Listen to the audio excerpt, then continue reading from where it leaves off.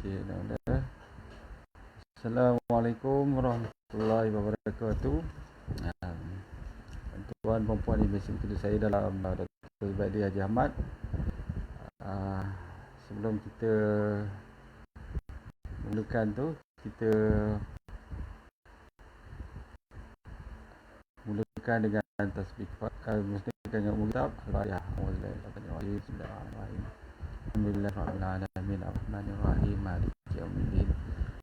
Iyyaka na'budu wa iyyaka nasta'in ihdinas siratal mustaqim siratal ladzina an'amta 'alaihim ghairil maghdubi 'alaihim waladdallin amin.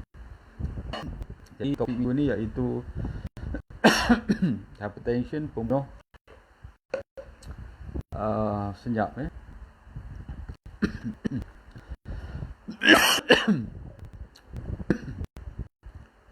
Jadi sementara kita menunggukan kawan ni, saya minta respon dah kalau ada masalah audio ni.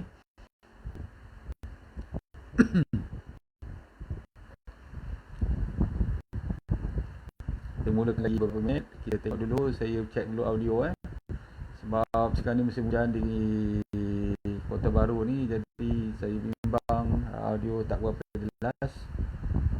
Saya check audio dulu.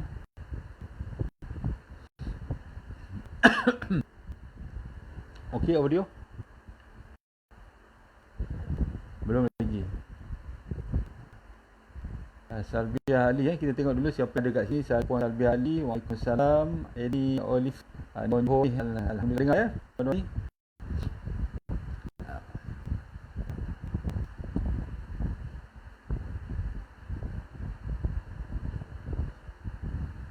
Puan Rozia cakap okey. Kalau tak, kita mulakan dululah.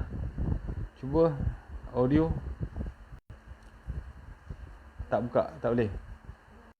Okey, tak apa. Kita mula dengan tajuk kita iaitu hypertension sebagai pembunuh senyap. Seperti mana kita ketahui bahawa masalah hypertension ni kalau kita lihat secara keseluruhannya, iaitu pola kesihatan Malaysia ni, terutamanya rakyat Malaysia sekarang mengikut National Health and Mobility Survey 2019 menyatakan bahawa pesakit hypertension di Malaysia ni 6.4 million dan ini bermakna 3 daripada 10 orang ataupun 3% mempunyai masalah hipertensi kita panggil, iaitu dari 10 orang 3 orang mengalami masalah hipertension, dan dikatakan bahawa separuh daripada mereka menyedari bahawa mereka mengalami masalah ini dan separuh tidak mengetahui mereka ada masalah ini. Kalau kita compare pula dengan masalah sebagai contoh hyperkolesterol, di Malaysia ni 4 daripada 10 orang. Tadi kita dapati 3 daripada 10 orang, tapi kolesterol lebih tinggi 4 daripada 10 orang, yang juga menyebabkan contribute kepada masalah hipertensi ni. Dan juga dikatakan juga 1 dari 4 lelaki di Malaysia ni tidak aktif physically, dan 95% orang Malaysia memang tidak cukup mengambil buah-buahan dan sayur-sayuran. Jadi agak macam cakap tu, pola kesihatan ni kalau kita lihat dia akan menjadi lebih teruk kalau kita tidak memberi kesedaran kepada rakan-rakan kita.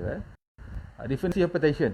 Sekarang ni ramai orang yang bercakap tentang hypertensi. Jadi bagaimana yang dikatakan sebagai hypertension? Jadi kalau kita buat pemeriksaan tu, kan dia ada 2 bacaan kan, bacaan atas dan bacaan bawah. So bacaan atas tu kita panggil sistolik, bacaan bawah tu kita panggil diastolik. Apa maksud bacaan atas? Bacaan atas apabila jantung tu mula mengecut. Bila mengecut, dia memberikan tekanan dan darah akan bergerak daripada jantung ke saluran darah kepada tisu yang lain. Yang ni kita panggil systolic, hypertension, systolic pressure. Satu lagi apabila dia mengembang, dia ada back pressure daripada saluran darah tu masuk balik ke dalam jantung. Yang ini kita panggil diastolic. Jadi bacaan sistolik tu kalau mengikutnya lebih daripada 140, bacaan sistoliknya bacaan diastoliknya melebihi 90, yang itu dikatakan sebagai hypertension. Jadi kita nak tengok klasifikasi pula classification tentang hypertension. Jadi yang paling bagus sekali adalah apabila bacaan atas tu systolik, bawah dah ada 120, bacaan bawah tu diastolik tu kurang daripada 80. Itu bacaan yang paling bagus. Kalau katakan lebih dah sikit tetapi belum sampai ke 140 90, masih boleh diterima sebagai bukan lagi hypertension. Tetapi kalau bacaan tu antara 130 hingga 139 bacaan atas dan bacaan bawah 85 hingga 89, yang itu kita panggil normal tetapi tinggi. Maksudnya daripada 130 sampai 139 tu dia normal tetapi tinggi. Sementara bacaan bawah 85 hingga 89 itu masih lagi normal tetapi tinggi. Peringkat pertama apabila 140 hingga 159 sistolik, diastolik pula 90 hingga 99. Itu kita panggil peringkat pertama. Peringkat kedua apabila 160 hingga 179. Diastolik pula 100 hingga 109. Sementara peringkat ketiga lebih daripada 180 dan bacaan bawah lebih daripada 110. Yang ini bacaan yang emergency, sangat tinggi dan sangat membahaya. InsyaAllah perangkat ini saya akan masukkan ke dalam Facebook. Tuan-tuan boleh periksa InsyaAllah. Jadi kita lihat juga kawan-kawan kita yang mana yang dah berada di dalam ni, mungkin ada pertanyaan dan sebagainya. Saya buka perlahan ya. Puan Saripah Jaf, Waalaikumsalam. Puteri Bongsu, saya kolesterol tinggi tetapi hanya kontrol makan dia. Kalau tak terlalu tinggi, terutamanya sebagai contoh triglyceride tidak terkacau dan juga LDL tidak terkacau, penjagaan makanan pun dah cukup. Siti Fadina, Waalaikumsalam. Alhamdulillah saya kurang rasa tertekan bila guna essential oil. Itu pun bagus. Bila guna essential oil ni membantu sebenarnya. Maliha Ghazali, Waalaikumsalam. Fazilah Hasan, Alhamdulillah. Siapa lagi? Kita tengok rakan-rakan lain-lain.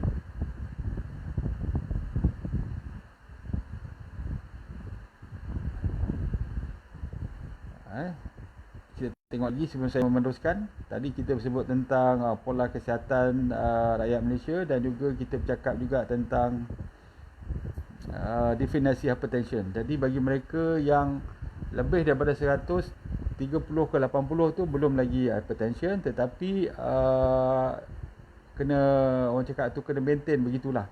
Seeloknya bawah daripada 130 80. Kalau lebih 130 bawah 80 dia belum hypertension, tetapi dia dah ke arah hypertension jadi yang ini kena berhati-hati. Jadi kita sambung sikit Saya bimbang sebab musim hujan ni takut kita tergenala nanti. Jadi mengapa penting kita mengukur tekanan darah secara berkala? Kita ada pemeriksaan secara, orang cakap tu, secara auto digital masuk ke tangan ke dalam satu alat. Lepas tu kita boleh buat pengukuran. Yang itu kalau kita buat bacaan pertama kadang-kadang dia tinggi, yang itu jangan risau. Yang itu hanya, orang cakap tu, belum menentukan sama seorang tu ada darah tinggi. Nak menentukan seorang tu ada darah tinggi, dia kena buat pemeriksaan berkali-kali, terutama di waktu pagi dan sebelum tidur. Saya rasa yang itu lebih penting, kerana lepas waktu pagi ni kita lebih relax, dan sebelum tidur pun selalunya kita punya hormon dan sebagainya dia akan menjadi lebih reda. Jadi pemeriksaan tekanan darah waktu pagi itu sangat membantu menentukan sama ada kita ada hypertension atau tidak. Kena buat pula tu kena beberapa hari. Kalau kita di doktor, di klinik, kadang-kadang kita buat sampai 7 hari, 5 hari, sekurangnya 3 hari untuk menentukan sama ada tekanan tu betul-betul persistent. Maksud dia terus menerus tinggi. Kalau terus menerus tinggi, barulah kita confirmkan bahawa mungkin ada tekanan darah tinggi kalau katakan sekali bacaan tinggi, jangan risau, itu kemungkinan ada error dari okey. Line tak clear betul. Sebab tu saya beritahu, sekarang ni musim hujan, saya berada di Kota Baru, jadi sekarang ni memang tengah mendung dan juga mungkin wireless ni tak berbaik sangat Sebab tu saya cuba menghabiskan secepat mungkin dalam masa setengah jam. Lepas tu ada pertanyaan, saya akan menjawab. Jadi saya beritahu tentang tekanan darah tinggi, dia bukan bacaan pertama, tetapi taklah dilakukan sekurang-kurangnya 2 kali bangun tidur dan sebelum tidur. Pada masa itu tekanan menjadi lebih rendah selalunya. Tapi kalau masih tinggi tu, dia kemungkinan menghadapi masalah, membawa saya menghadapi masalah tekanan darah tinggi. Lakukan pemeriksaan 3 hingga seminggu. 3 hari hingga seminggu. Jadi kita dapat menentukan, kita dapat confirm sama seorang itu ada tekanan darah tinggi ataupun tidak. Okay, kita terus Okay, mengapa pentingnya? Ini sebab masalahnya adalah 90% pesakit yang ada hypertension ni, dia tidak mengetahui bahawa dia mengalami masalah tekanan darah tinggi. Dia tak tahu. Sebab itulah kadang-kadang kita mendapat cerita kadang-kadang kawan-kawan kita yang kena stroke di awal pagi, meninggal dunia di awal pagi. Disebabkan sebenarnya dia dah ada penyakit hypertension ni sebab dia tak tahu dia. Jadi bila terlalu tinggi sangat, dia menyebabkan massive hemorrhage, stroke ataupun serangan sakit jantung waktu awal pagi selalunya stroke. Yang itu menyebabkan dia tak sedar bahawa dia ada darah tinggi. Itu yang sebab tu kita kena cadangkan pemeriksaan ini buat secara berkala, buat selalu. Cuma kadang-kadang bila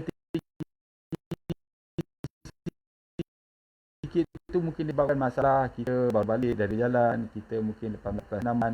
Sebab tu kena rehat dulu. Sebab tu bacaan tinggi, rehat dulu 5 hingga 10 minit. Settlekan dulu. Sebab tu kalau katakan baru sampai di klinik, saya tak cadangkan terus buat pemeriksaan tekanan darah. Rehat dulu. Bagi cool down dulu, baru kita buat pemeriksaan. Itu barulah nampak kita. Okey.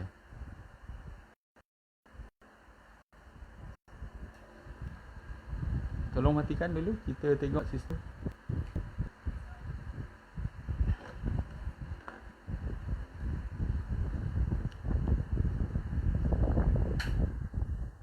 Okey, suara tu betul-betul kadang terhenti sebab saya cakap tadi memang sekarang ni masalah mendung dan hujan. Suara memang saya dah terputus 2 kali dah. Sebab tu kita mempercepatkan atau mungkin saya mengulangi semula. Jadi sebab tu kita kena buat pemeriksaan sebab tekanan darah tinggi ni dia tidak memberi sebarang tanda pada kebanyakan orang.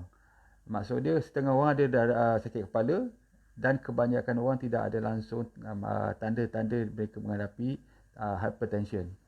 Sebab tu dia berbahaya kerana dia tidak memberi tanda. Kadang-kadang bila dah kena stroke baru tengok ada tekanan darah tinggi. Bila dah kena serangan sakit jantung rupanya ada tekanan darah tinggi. Ataupun ada mengalami kerosakan ginjal, rupanya kita lihat rupanya ada masalah tekanan darah tinggi. Oh, tak ada suara pula. Cuba buka. Lagi sekali, buka suara-suara. Try. Tak boleh tak?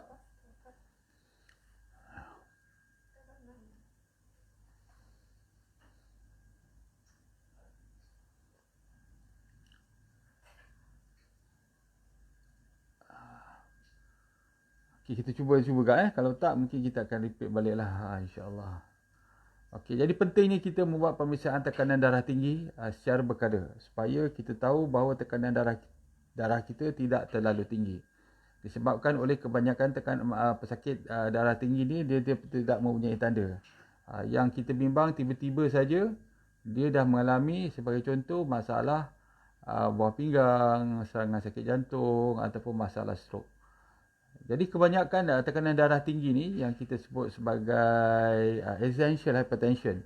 Sebabnya tidak diketahui. 99%, lebih daripada 90% adalah tidak diketahui puncanya. Hanya 10% saja yang berkaitan dengan ginjal, sistem endokrin dan juga sistem pembuluhan darah yang mungkin dah menjadi keras. Tetapi kebanyakannya tidak diketahui. Ada juga kajian-kajian menunjukkan bahawa kemungkinan disebabkan oleh masalah genetik dan juga masalah persekitaran. Dalam satu kajian yang dibuat dalam kajian yang dibuat bahawa menunjukkan bahawa Framingham Heart Study menunjukkan bahawa hypertension ni dipengaruhi oleh faktor genetik sebanyak 33 hingga 75%. 73 hingga 57%. Maksud dia apa? Setengah orang tu ibu ada darah tinggi, dia mungkin ada terpengaruh dengan masalah ini. Dia ada ibu dan ayah ada darah tinggi, kemungkinan dia lebih tinggi. Jadi faktor genetik ni mempengaruhi sebanyak 33 hingga 57%. Ini mengikut kajian Framingham Heart Study. Tetapi kalau kita lihat sebagai contoh seorang anak yang kembar, walaupun ibu dan ayahnya mengalami darah tinggi, tidak bermakna bahawa kedua-dua anaknya itu mengalami tekanan darah tinggi. Yang itu bergantung kepada persekitarannya. Sama ada pemakanan dia, masalah orang cakap apa lagi, masalah pekerjaan dia, cara dia stres, mengawal stres dan sebagainya. Jadi mereka yang berisiko untuk mendapat penyakit darah tinggi ini adalah orang yang tidak aktif. Maksud dia yalah, balik kerja, pergi kerja, balik kerja, pergi kerja, tidur, baring dan sebagainya, tidak aktif, dia lebih tinggi. Mereka yang berumur 35 tahun ke atas, terutama yang merokok, yang masalah obesiti, kolesterol yang tinggi, ataupun yang mengambil alkohol dan juga pengambilan garam yang tinggi. Jadi kalau kita ada masalah tu, sebagai contoh, orang yang kita tidak aktif, pergi kerja pejabat, balik kerja, pergi kerja, lepas tu kita merokok, kita obes, kita ada sejarah keluarga, kolesterol kita pun tinggi, lepas tu kita makan pun selalu makan fast food, ini meninggikan kebarangkalian kita untuk mendapatkan hipertensi, dan juga agak sukar untuk merawat hipertensi dengan ubat-ubatan biasa. Ubat-ubat sintetik ni kadang-kadang makan sampai 2-3 jenis tapi masih lagi tidak okey lagi. Jadi macam mana kita nak merawat? Ini yang terakhir lah ni. Terakhir ni kita bincangkan bagaimana nak merawat. Nak merawat hypertension ni selalunya kalau terlalu tinggi, kita di klinik kita akan memberikan ubat darah tinggi lah. Ada berbagai jenis ubat darah tinggi. Tetapi bagi yang tidak terlalu tinggi ataupun borderline, saya lebih mencadangkan kita menggunakan kaedah apa kita sebut sebagai afiat lifestyle. Jadi yang ini yang paling penting. Pertama sekali apa dia? Pemakanan. Saya nak sentuh sikit tentang pemakanan. Pemakanan tu, orang yang ada darah tinggi, pertama sekali cuba kurangkan, macam biasa saya cakap, pengambilan refined karbo dan juga processed food. Itu yang pertama. Kalau nak turun tekanan darah, memang itu yang pertama. Sebab ini akan membantu mengurangkan inflammation dalam badan, dan juga banyakkan berpuasa. Dia akan menurunkan berat badan dalam darah, menurunkan berat badan tubuh seseorang itu. Dia sangat membantu. Secara tak langsung dia akan menurunkan tahap kolesterol dalam tubuh kita. Saya juga mencadangkan kita mengambil minyak zaitun 2 sudu pagi, 2 sudu malam bagi mereka yang dah ada start darah tinggi.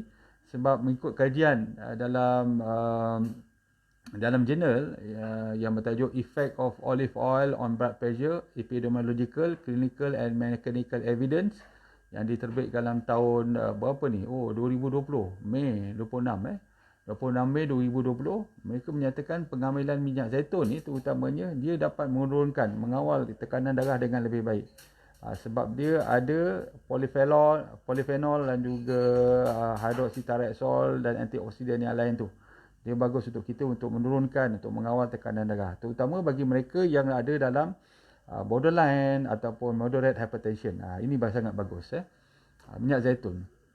Yang kedua, saya tak sentuh pasal ubat sebab semua perempuan boleh bertanyakan dengan doktor-doktor yang merawat. Yang kedua sekali ialah pengambilan mineral, sebagai contoh potasium. Potasium ni sangat bagus kecuali bagi mereka yang dah ada masalah buah pinggang, masalah jantung, yang itu kena berhati-hati. Tetapi bagi mereka yang dah start ada hypertension dan juga ada moderate dan juga dah start mula nak tinggi, pengambilan potasium dan juga magnesium di dalam tubuh ni sangat bagus. Kalau kita lihat satu kajian yang dibuat dalam tahun berapa ni? Saya ingat tahun 2011. The importance of potassium in managing hypertension. Dia menyatakan bahawa pengambilan potasium ni sangat penting, terutama dalam makanan. Dia tak menyadangkan yang kita ambil dalam dalam suplemen.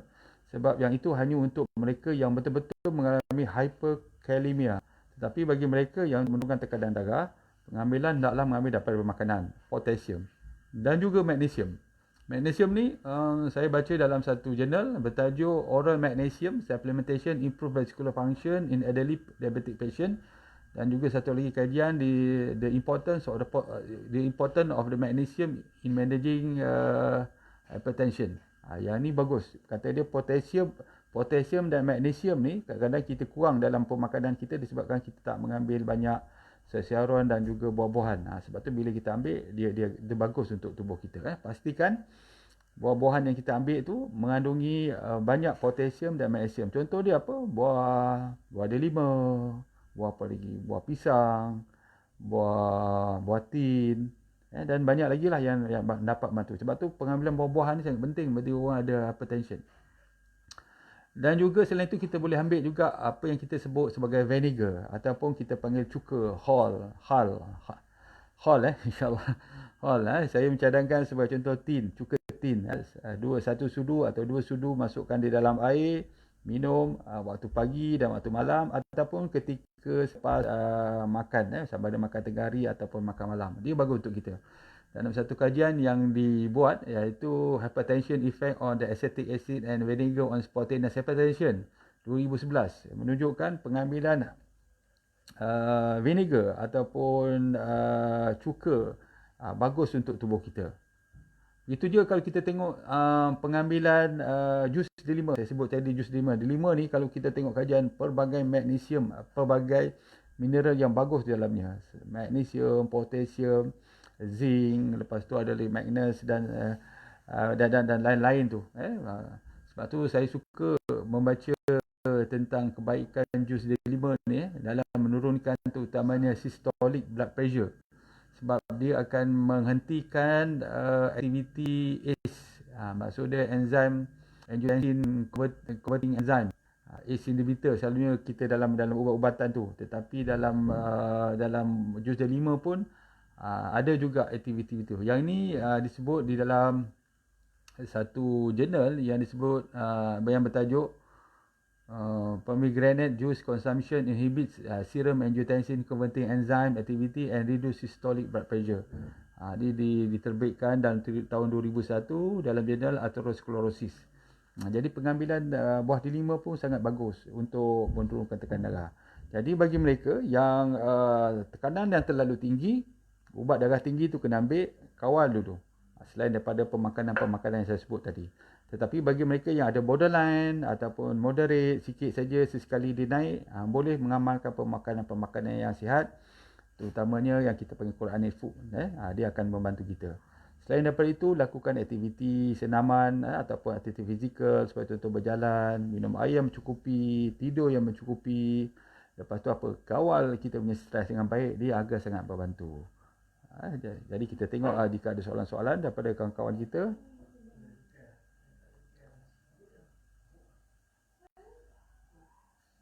Kita tengok sikit daripada kawan-kawan kita. Suara putus-putus. Sekejap saya cek balik. Memang saya nak beritahu memang masalah dia, kita punya masalah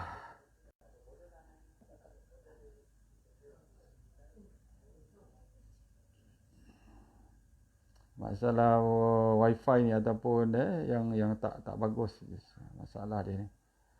Tapi kita tengok jugalah. Tengok soalan-soalan. Sebelum itu saya nak beritahu bahawa pihak Olive House ada memberikan voucher untuk pemeriksaan kolesterol bagi perempuan yang mungkin merasakan dah berumur 40 tahun ke atas, yang merasakan memerlukan pemeriksaan kolesterol. Pihak Olive House ada menyediakan voucher untuk tuan-tuan secara percuma jika tuan-tuan membeli beberapa produk tersebut. Jadi saya mencadangkan pergi ke premis yang berdekatan, boleh Google premis yang berdekatan, lepas tu kalau beli produk di sana dapatkan voucher untuk pemeriksaan kolesterol. Jadi saya nak tengok komen-komen daripada tuan-tuan ni, tapi masalahnya slow pula dia punya wifi tu. Saya cuba sekali lagi.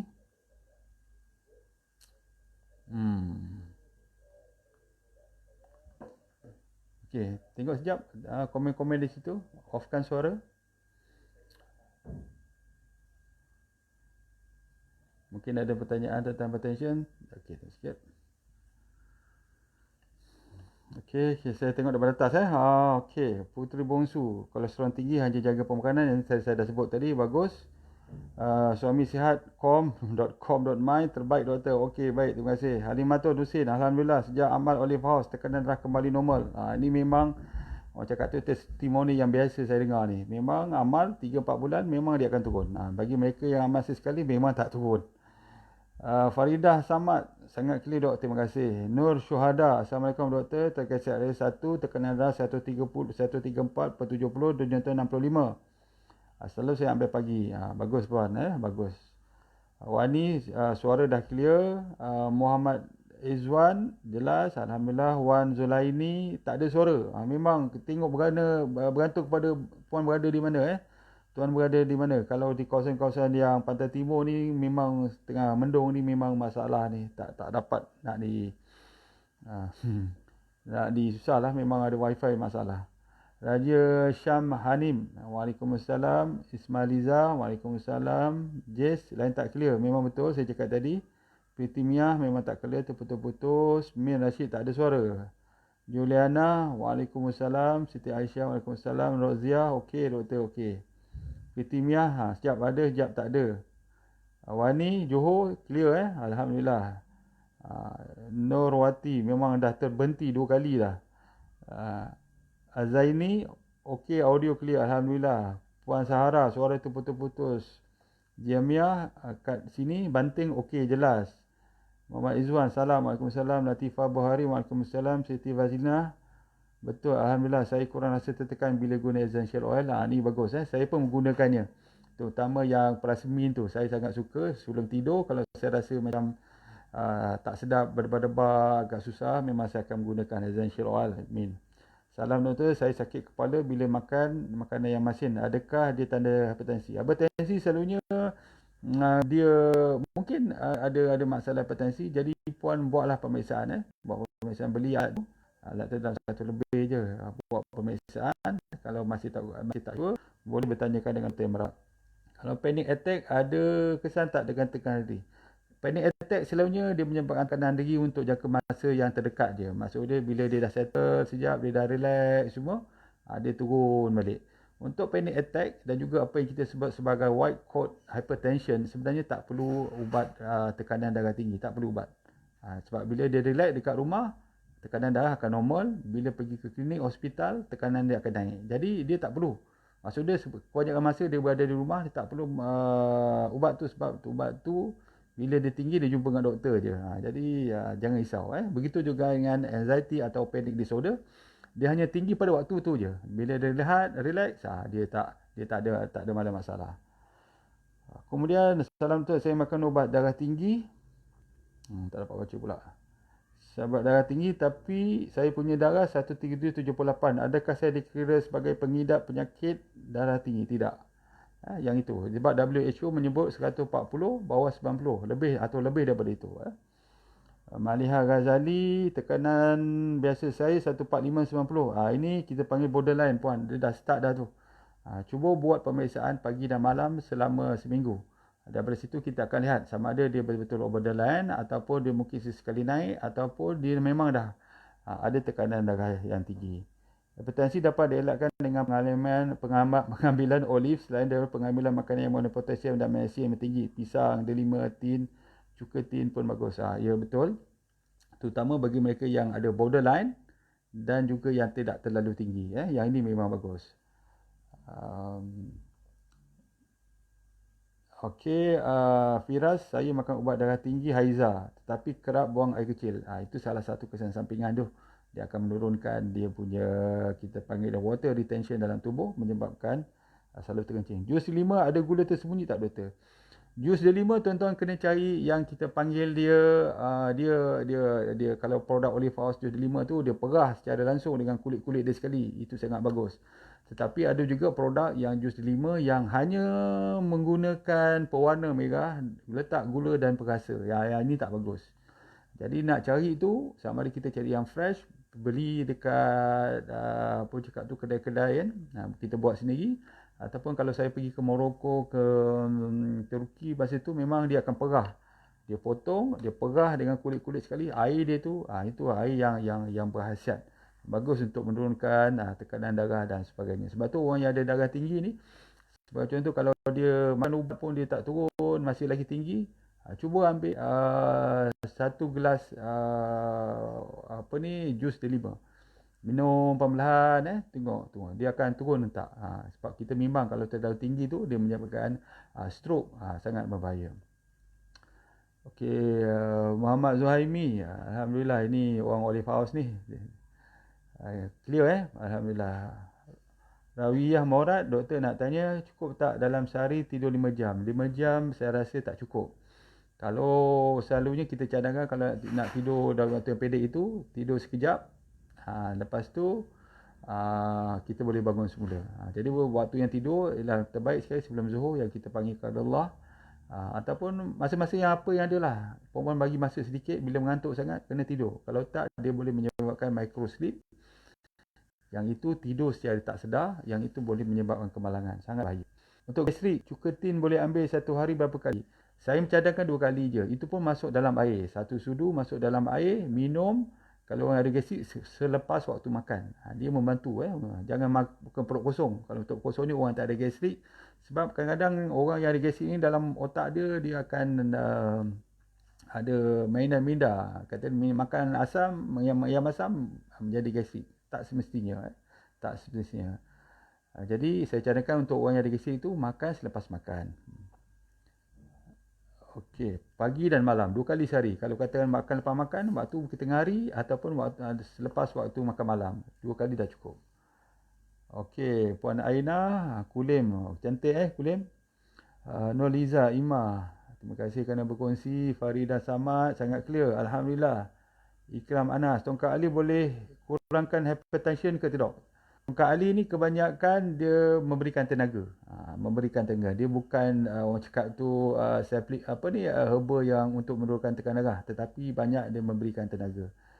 Ija, okey doktor, apakah dos yang paling rendah untuk ubat darah tinggi? Itu bergantung kepada jenis ubat darah tinggi. Ada yang amlodipine, ada yang Hyza, ada yang pelbagai. Kalau saya sendiri, saya mencadangkan pesakit saya yang ada borderline, jaga pemakanan dulu. Dalam masa seminggu, 2 minggu, masih lagi tak turun, barulah kita mulakan dengan dos yang kecil. Okey. Irmas Adam, okey, sini kira. Alhamdulillah. Fazilah Hassan, terima kasih berkongsi. Puan White dan juga Kalsum Idris, terima kasih. Jadi, conclusion dia, sebelum kita nak habis ni, kita buat conclusion dia, iaitu penyakit darah tinggi di Malaysia ni terlalu ramai. Dikatakan iaitu seramai 3 daripada 10 orang ataupun 30%. Terlalu ramai. Jadi cara dia untuk menurunkan tekanan, dia bermula pada usia yang lebih muda sekarang. Umur 35, 30, saya pernah berjumpa umur 25 tahun. Kalau kita tak kawal, kalau kita tak sedari, kalau kita tidak buat pemeriksaan, kita bimbang, dia boleh menyebabkan serangan sakit jantung, stroke dan kerosakan ginjal secara tiba-tiba. Punca memang payah nak sebut sebab ada essential hypertension ni memang faktor genetik dan juga dicetuskan oleh faktor persekitaran, pemakanan, stres, tak cukup tidur dan sebagainya. Kemudian pemakanan yang saya sebut tadi, bagi mereka yang ada moderate hypertension atau masih pada permulaan, penjagaan pemakanan sangat penting. Antaranya ialah saya boleh mencadangkan pengurangan pengambilan gula, processed food, sebab processed food ni mengandung garam yang tersembunyi. Dan kita ambil processed food, garam, jajan contoh, keropok-keropok jajan, dia meninggalkan garam dalam tubuh kita, dia sangat berbahaya. Pengambilan seperti cakap tadi, makanan-makanan yang mengandungi potasium dan magnesium. Contohnya avocado, delima, apa lagi, pisang, sangat membantu. Sebab WHO pun mencadangkan pengambilan daripada makanan. Cuma mereka yang mengambil suplemen, contohnya potasium ni, hanya mereka yang mempunyai masalah ataupun memang kita tahu bahawa dalam darah dia punya tahap potasium dia sangat rendah. Lepas tu banyaklah kajian-kajian menunjukkan sebagai contoh pengambilan cuka tu sendiri, dan dia membantu untuk menurunkan tekanan darah tinggi. Terutama bagi mereka yang contoh dah mengambil ubat darah tinggi masih lagi tak turun, pengambilan cuka, jus delima sangat membantu selain daripada minyak zaitun. Saya cek kali terakhir sebelum kita berhenti.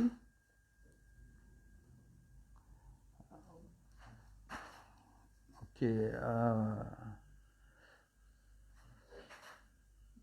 ini tak, ni lah dia boleh tak dia tak pertanyaan-pertanyaan, ada lagi pertanyaan ni. Pagi 10 Fazilah. Banyak dia tak update tu. Kita ke kalau tidur tak tenang selalu terjaga boleh menyebabkan darah tinggi. Ya betul. Mesti cukup tidur. Kalau tak dia menyebabkan stres dalam tubuh dan menyebabkan tekanan darah tinggi. Zila saya amalkan Olivi 330 vitamin E seperti doktor cadangkan. Alhamdulillah memang bagus. Saya juga mencadangkan benda yang sama. Saya pun amalkan benda yang sama. Okey, siapa lagi Kita tengok ni kalau ada soalan-soalan. Sesekali melapari 140 dah berbahasa. Apa sebabnya error atau makanan atau emosi puncanya? Kalau sesekali, tak apa. Sesekali tak apa. Yang kita nak ni persistent. Maksudnya setiap kali buat pembacaan, tekanan darah ni memang tinggi. Yang itu yang kita sebut sebagai competition. Tapi kalau sesekali naik, itu mungkin sebab kita dah penat berlari, kita melakukan kerja, kita stres, tak cukup tidur dan sebagainya. Kemudian, kalau darah tinggi boleh ambil vitamin C, boleh ambil. Dia meredakan inflammation dalam tubuh. Ambil berapa? 1000 gram. 1000 miligram atau 1 gram dalam sehari. Latifah Buhari, Waalaikumsalam. Muhammad Izwan, Waalaikumsalam. Ran, Kak Sik okey, cuma kadang-kadang terputus. Okey, Aziza Omar, ada tak ubat anxiety? Ubat anxiety memang ada. Kalau kita pergi ke hospital, doktor akan bagi ubat penenang. Tetapi pada saya itu untuk sementara. Dan pada masa sama, cuba kita belajar untuk mengawal kita emosi. Dia ada ubat dia. Kalau katakan terlalu anxiety, sampai dia mengganggu tidur kita, kita tak boleh nak tidur, asyik terfikir mengenangkan sesuatu yang mungkin mengganggu rutin kita, ambil. Kalau tak, tak perlu. Dan pada masa sama, cuba kita mengawal kita punya perasaan. Kemudian kita tengok dia ada tak antara cuka tin, cuka apple mana bagus. Cuka ni yang mana bagus ni bergantung kepada jenis buah tu, apa yang ada di dalam buah tu. Kalau kata buah tu sebagai contoh, kalau saya cuka tin. Cuka tin tu mengandungi banyak mineral dalam tu. Ambil pula dengan jus delima. Memang dalam kajian jus delima mengandungi complete mineral. Jadi tak perlu risau kita nak ambil apa orang cakap tu multivitamin, mineral dan sebagainya, sebab dia dah komplit. Cuma susah nak dapat lah jus delima ni sebab negara kita ni bukan pengeluar delima. Tetapi kalau kita ada peluang, ambil, dia akan membantu kita. Seterusnya okey, lain tak ada ada lagi yang baru, soalan-soalan yang baru? Kalau tak,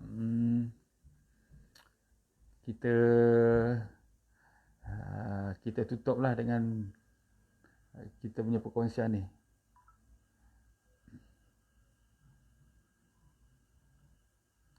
Ada lagi? Sri Normaisara. Assalamualaikum doktor. Saya disahkan ada hypertension semasa awal mengandung. Saya bersalin pun awal 32 minggu. Hypertension sehingga 202 hingga 110. Semasa pantang okey. Tetapi dah start kerja semula, ada masa BP akan naik. Perlu apa kalau sebab? Okey, pertama sekali puan mengalami apa yang kita sebut sebagai pregnancy induced hypertension, PIH. Pregnancy induced hypertension. Pregnancy induced hypertension ni kalau tak dikawal, kita bimbang di akhir kehamilan tu, sebelum melahirkan anak tu, dia mengalami apa kita sebut sebagai pre-eclampsia atau eclampsia tu sendiri.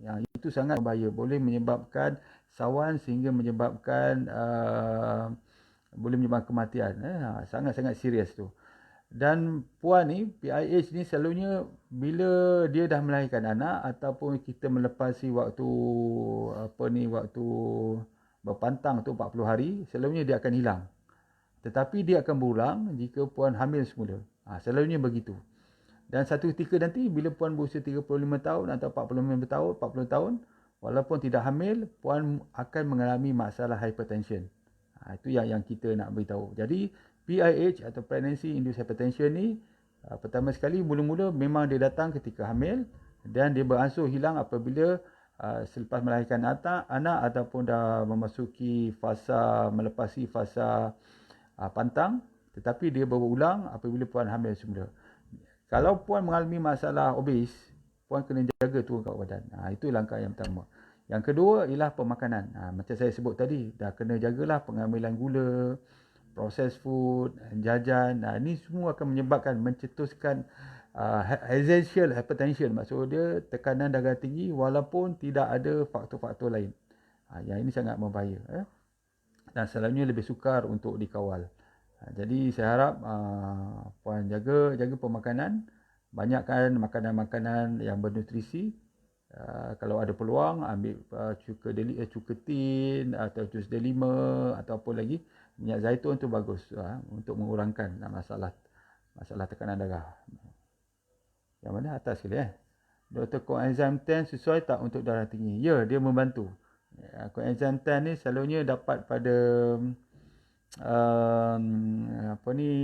daging, daging merah. Kita ambil sesekali. Coenzyme 10 ni masalah problem apabila seorang tu ambil ubat statin untuk menurunkan kolesterol. Jadi coenzyme 10 tu dia boleh depleted, dia boleh berkurang sehingga menyebabkan jantung kita mungkin menjadi lebih lemah, otot kita menjadi lebih tak bertenaga dan sebagainya. Sebab tu kena ambil jika perlu terutama coenzyme 10 dalam bentuk suplemen. Kalau kita jenis orang yang vegetarian, memang tak suka ambil makanan organ dalaman, ataupun kita kita punya kolesterol tinggi, lepas tu kita ada ambil ubat statin, jadi coenzyme 10 ni sangat membantu untuk kita. Nitro sesuai tak untuk eczema? Sangat bagus. Vitamin E memang bagus untuk kulit. Kulit untuk cantik, untuk dia nampak glowing, vitamin E, vitamin C. Kalau bagus sikit campur dengan olive oil ataupun minyak zaitun. Jadi sekarang dah pukul 10. Jadi tuan-tuan dan puan-puan, saya rasa perkongsian kita setakat ni dulu. Mungkin lain kali saya akan berkongsi sama ada dengan tajuk yang sama atau tajuk berlainan, insya-Allah pada minggu depan. Pada hari dan waktu yang sama, Isnin pukul 9 suku 9.30 begitu, kita berkongsikan dengan tajuk-tajuk yang lain. Banyak lagi pertanyaan ni, insya-Allah. Tapi saya tak sempat lah sebab masalah wifi dekat sini tak berapa bagus. InsyaAllah lah nanti kita sambung semula. Jadi sebelum kita akhiri, dan kita sudahi dengan tasbih kifarah dan salawat as. Subhanallah wa bihamdihi, subhanakallah wa bihamdika, asyhadu an la ilaha illa anta, astaghfiruka. Bismillahirrahmanirrahim. Wala asina insana lafi husnil ladzina amanu wa amilus solihati wa tawassaw bil haqq wa tawassaw bis sabr. Sekian, insya-Allah kita jumpa lagi minggu depan pada hari dan waktu sama.